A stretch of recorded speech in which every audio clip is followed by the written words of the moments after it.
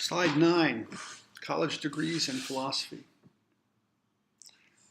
I think that what I'm about to say is not what you think. There's a relationship between philosophy and college degrees, and you'll see it in a moment. Of course, if you look at the slide, you might already figure that out if you know what those letters stand for. But an associate's degree in arts, AA, or in sciences, AS, you're associated with knowledge. Oh, are you friends with Rapetti? No, we're associates. You know, I'm familiar with him. We associate with each other, right? A Bachelor of Science or Arts, BS, BA, right? I'm being metaphorical or somewhat comical, but bachelors can date people. They're like free agents in sports that can be traded, right? So they have a little more freedom and they have some wherewithal and some expertise, you know. They're in the game, they're players. You know, why call it a bachelor's degree, right? A bachelor is a young man, promising male who's in the world of single men, right? So it's just a term that means something greater than a mere associate, right? A Master of Arts or a Master of Science, MA, MS. You've mastered the subject of your knowledge, whether it's biology or physics or philosophy or math, it doesn't matter what it is, right? Your associates, your bachelors, your masters, right? You're a master of the subject. It's kind of like being a black belt, a first degree black belt. And like in martial arts, you know, you start off as a white belt and you go up through these various colors, each rank, you know, and then the hardest level is, you know, to get to black belt. A master's degree is kind of like a black belt degree. That's it. You're a master. You have a black belt. All right. But the top degree in martial arts is whatever, if there's 5th degree black belt or 10th degree, whatever, as different schools of martial arts have different degrees, right? You reach the highest one. Well, in academia, the highest degree is the PhD.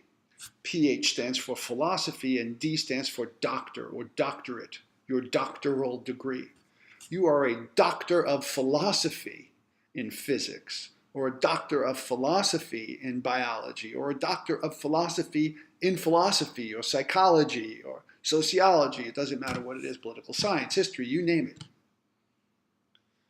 Right? A doctor can write prescriptions. A doctor can diagnose, say what the problem is, give the etiology, which is the cause of the problem, give the prognosis, which is the prediction about whether or not there's a cure, what, you know, is there a remedy, and then give you the prescription, which prescribes what you need to do to remedy the problem, right? That's what a doctor does.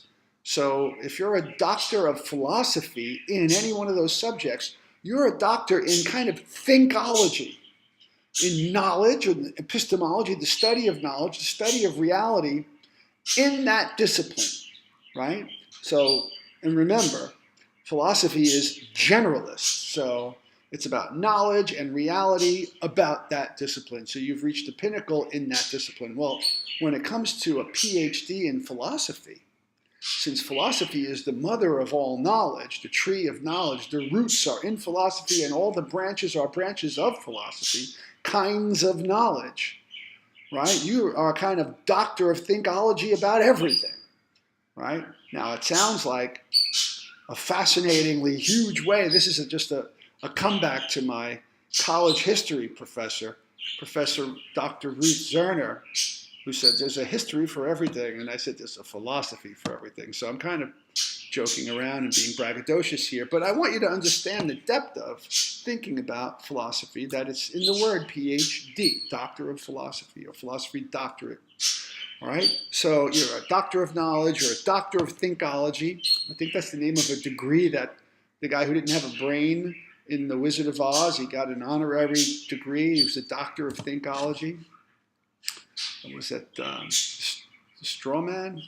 The scarecrow guy, the guy made out of straw, he didn't have a brain. All right, so like if you were let's see, a PhD in psychology, right? Well, what's the proof of consciousness? What is a mind? What does it even mean for something to be a mind? Or in biology, what does it even mean for something to be alive? What's the distinction between living and non-living, between organic chemistry and inorganic chemistry? How can organic chemistry evolve out of inorganic chemistry? How could consciousness evolve out of non-conscious systems? Right? Those are the philosophical levels that biologists and psychologists ask, those kind of high-level philosophical questions after they've mastered everything else in their discipline. Okay? So hopefully that's impressed you a little bit about what philosophy is and what it could be. And if you go on to get a PhD in any subject, you will be coming back to philosophy at the highest level and asking about the epistemology and the metaphysics of things. What's the knowledge? What's the reality? How do you know? All right. You can go on to the next slide now.